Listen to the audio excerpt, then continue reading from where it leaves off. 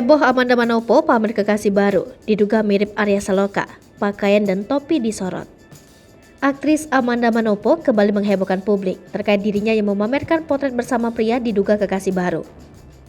Hal ini terlihat dalam unggahan Instastory terbarunya yang mengunggah potret bersama pria.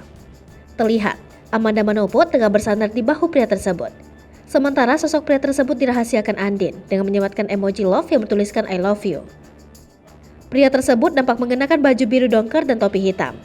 Potret tersebut sontak saja membuat warganet menduga jika mirip dengan sosok Arya Saloka. Mengingat belakangan ini tengah santer dikabarkan isu berselingkuh dengan suami Putri N. Pasalnya belum lama ini juga tengah heboh isu perceraian Arya Saloka dan Putri N. Kata-kata mereka berawal dari pemeran utama Aldebaran dan Andin di sinetron Ikatan Cinta hingga sempat diisukan berselingkuh. Unggahan tersebut lantas nampaknya tersebar di beberapa akun gosip yang diserbu komentar warganet yang menyebutkan sosok pria tersebut sangat mirip dengan Arya Saloka. Tak hanya itu, sebagian warganet juga menduga jika sosok pria tersebut bukan Arya Saloka.